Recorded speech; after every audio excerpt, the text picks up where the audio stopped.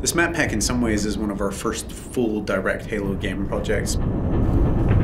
We started thinking about what do we want to do for map packs, when do we want to do them.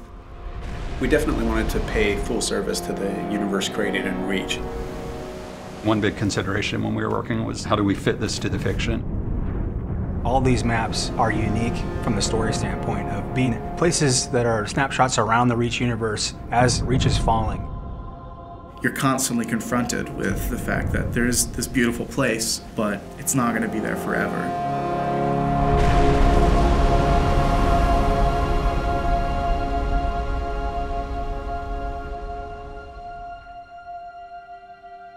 Coming up with the sort of spectrum for a map pack is a really straightforward business and at a very high level. You just say, what do we already have and what do we need to kind of flesh things out?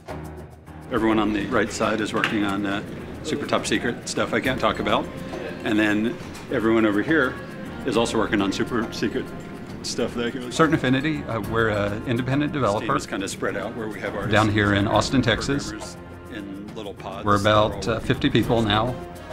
That team has a lot of experience with the engine, a lot of experience with Halo. Incredible Halo fans, obviously, because so many of them have been involved in the games before. On Halo 1, I ended up doing the user interface. Halo 2, I shifted to development. On Halo 3, I was multiplayer online lead. So right from the get-go, we worked really closely with the publishing team at 343 to identify maps that would make sense in the context of Reach. Example of the overgrown stuff that we're talking about. It was great because CA was crazy passionate. Like, these guys just showed up with a huge list. And it was more a question of just, okay, well, we can only make so many of these, so, you know, let's get to ones that we think kind of fit the fiction, fit the flow. There was a lot of exploration and a lot of collaboration between the two groups. One idea that came to mind was, wouldn't it be awesome to have a multiplayer map that you can see the planet getting glassed below you? Condemned takes place high above Reach on a space station, somewhat decimated by Covenant attack. So when we started Condemned, we wanted to make a map that was really fun for close range, but still had some long range sniping stuff in it. We're looking at Lockout specifically. What are some of the characteristics about Lockout that we think are so fun, and how can we take some of those and do them in a completely new map? Something that really pulls infantry together in a really tight environment. It is a circular map. You know, how do we prevent people from just getting in this habit of going in a circle and never meeting each other? The low grav center, which we experimented with a couple different ideas on. Starting this one spot where no matter where you are on the map, you can always get to the action quickly, or you can always get across the map quickly. It does change your gameplay style and things you need to do. You're kind of a sitting duck when you're sitting out there in low gravity, floating around. I remember at one point there was a giant energy beam that would come down, and if you were standing on that center platform at the wrong time, you would get blasted to smithereens. It was just encouraging people not to go into the center of the map, which is the exact opposite of what we wanted to do, so we just removed it. The earliest stages of the art pass were dark and much more creepy. If it's dark and industrial, it's really easy to get lost. So over the course of development, we decided to brighten this space more. And make it still retain a lot of the character we originally wanted, but to make it work. On a really tight map like Condemned, it's critical that the player is able to orient themselves. It actually came down to a lot of art coming in and helping us out and doing color-coded rooms. In the comm room, there's actually a big hologram establishing where it's been damaged and that it had been abandoned. Thinking about it like a facility that you would be in, you know, what kind of signage would be around that would help you navigate an airport or a hospital or a military base. One of the effects which we iterated on the most was the shield door effect. We couldn't make it look like a shield from any other shield effect that you have in Halo, because that would communicate a certain functionality. We had to design a new one, and we went through probably 4 or 5 different iterations. Some were way too strong and way too distorted because people want to be able to stand and shoot through the reactor core, and so we couldn't do anything that would really obstruct the view. I think it's going to be really fun when people play it the first time and they think they can go their old camping routines with the shield door and they just get a sticky grenade right in their face and they're going to drop it. At the end, I feel like we have a map which has a lot of mood in each of the spaces and really feels unique, not just in and of itself, but to the rest of all the maps that are within the Halo franchise.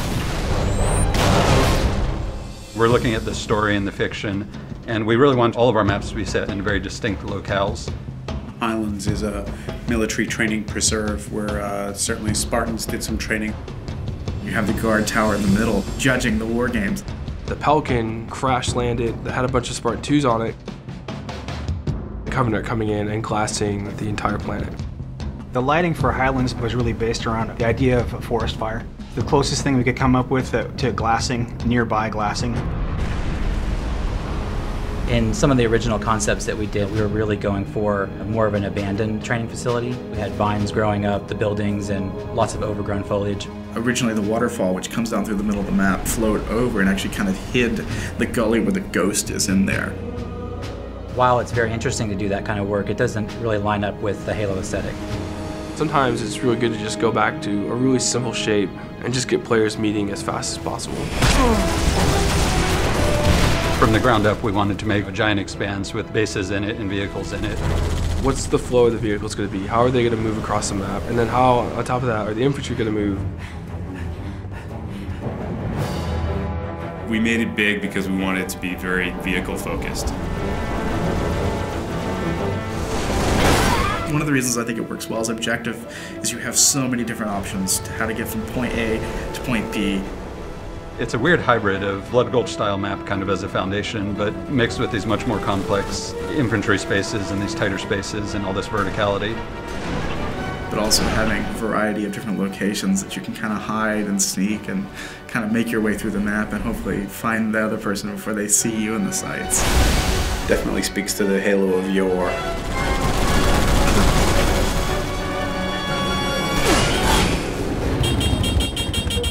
The new expanded Firefight support meant that we definitely wanted to put in another Firefight map. Unearthed is a really dusty, dry, arid environment.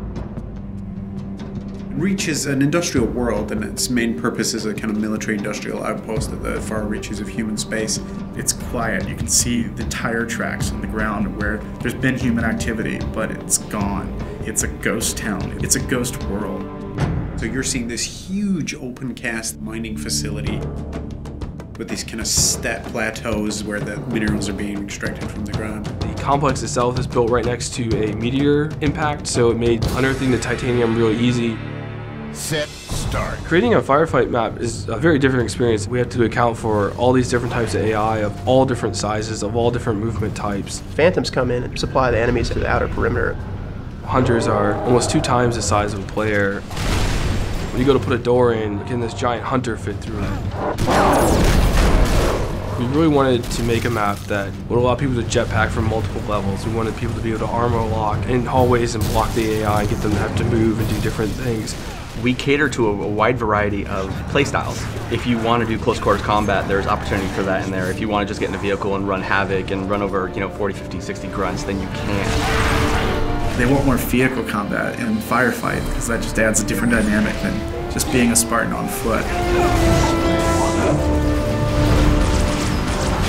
There's an inherent oval racetrack, and we have warthogs. So you put 2 and 2 together, you can run laps through the map. So there's literally through the main structure, and then under the bridge, and then back around.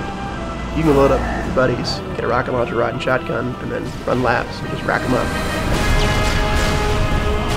Just mauling through tons of Covenant. It adds this kind of exclamation point on the excitement and fun that is Firefight. I hope that when players first play Unearthed, that they take a look around and just feel inspired and in awe of the grand scale of things, because it's a huge map.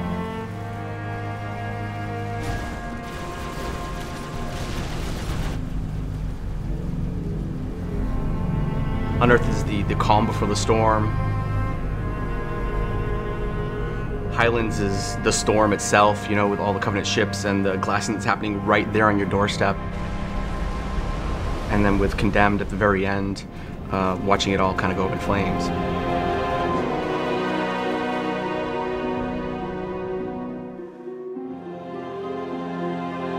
This is really something being created by 343 and CA and just being created by a bunch of diehard Halo fans.